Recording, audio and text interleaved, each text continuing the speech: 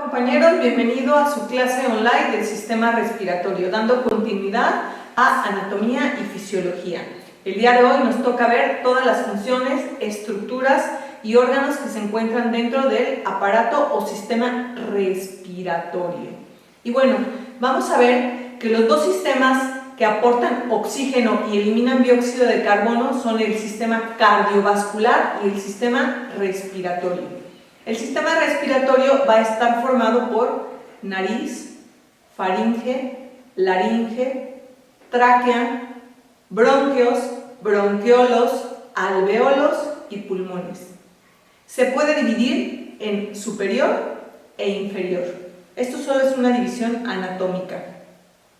El intercambio de gases entre la atmósfera, la sangre y las células se denomina respiración.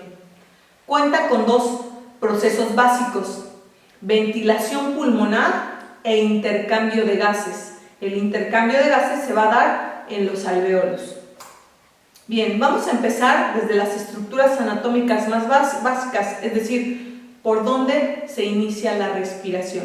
Y la respiración se inicia por la nariz. La nariz tiene dos porciones. La externa está formada por cartílago, cubierta por piel y revestida por mucosa.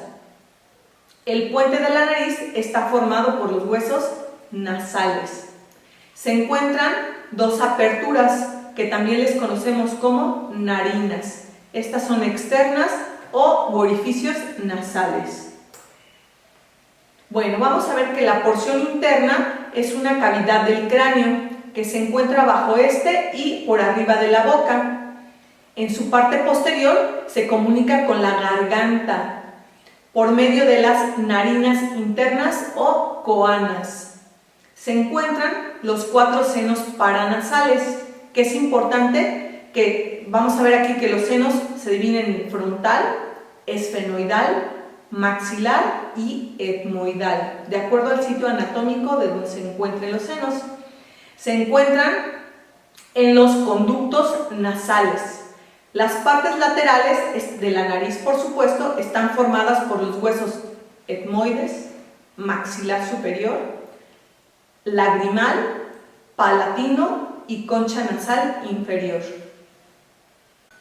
Los capilares calientan el aire conforme este circula. ¿Qué son los capilares? Son los vasos sanguíneos más pequeños que tenemos. Entonces, ¿dónde se calienta el aire inspirado? En la nariz, en los capilares. El moco que secretan, el moco que se encuentra en la nariz tiene una función muy importante, que es humedecer el aire inspirado. Y los cilios mueven y mezclan el moco y el polvo a través de la faringe. Es muy importante entonces, con estas funciones que te acabo de decir, que sepas que la función de la nariz es calentar, filtrar y humedecer el aire inspirado, es decir, tiene estas tres funciones la nariz: calienta, filtra y humedece. Ahora vamos a ver la faringe. La faringe se divide en tres: nasofaringe, orofaringe y laringofaringe. Y esta división de la faringe es una división anatómica para que veas dónde se encuentra cada una de las estructuras y con ello lo relaciones con su funcionalidad, es decir, con la fisiología. Bueno, la faringe es un tubo con forma de embudo, mide aproximadamente 13 centímetros de longitud. Empieza en las narinas internas y se extiende hacia el cartílago cricoides. La pared está formada por músculo esquelético revestida por una membrana mucosa. Pasa por delante de las vértebras cervicales. Es vía de paso del aire, de los alimentos y producción de los sonidos del lenguaje. Cuando se conecta con la laringe, por supuesto. Contiene también a las adenoides. La porción más superior se llama nasofaringe. Además de las narinas, tiene dos aperturas que se conectan con las trompas de Eustaquio, que nos ayudan para el equilibrio. Es decir, la nariz en algún momento también va a estar conectada con el oído. Bueno, ahora vamos a ver la segunda parte. Vimos la primera parte, que es la nasofaringe, y decíamos que la faringe se divide en tres: nasofaringe, orofaringe y laringofaringe. La segunda parte es la orofaringe. ¿Por qué se llama orofaringe? Porque está a la altura de la boca. Oro es boca. Es la porción media de la faringe. Va desde el paladar blando hasta el hueso hioides. Tiene funciones respiratorias y funciones digestivas. Es una vía común entre el paso de aire, la comida y los líquidos. Se encuentran las amígdalas palatinas y las amígdalas linguales. Bueno, vamos a ver la tercera parte o la tercera división anatómica, que es la laringofaringe. Es la porción más baja de la faringe. Se extiende hacia abajo del hueso hioides y se continúa con el esófago y con la laringe. Esta es una vía respiratoria y una vía digestiva. Se llama laringofaringe porque se va a conectar con la laringe. O sea, es la parte final de la faringe que se conecta con la laringe. Continuamos con la laringe. La laringe se considera que es la caja de resonancia de la voz. Es una pequeña vía que conecta la faringe con la tráquea. Se encuentra entre la cuarta y la séptima vértebra cervical. Está compuesta por 9 cartílagos, 3 de ellos son pares y el resto es impar. Los impares son el cartílago tiroideo, epiglótico y cricoideo. Los pares son aritinoides, corniculado y cuniforme. Entonces vamos a ver que la laringe, al igual que la tráquea, es cartílago. En esta imagen vas a poder identificar perfectamente dónde están cada uno de los cartílagos por los que está compuesto la laringe. Nuestra siguiente área del aparato respiratorio o del sistema respiratorio es la tráquea. Vamos a ver las características específicas de la misma. Es una vía aérea tubular que permite el paso del aire. Mide 12 centímetros de longitud y 2.5 centímetros de diámetro. Se localiza por delante del esófago.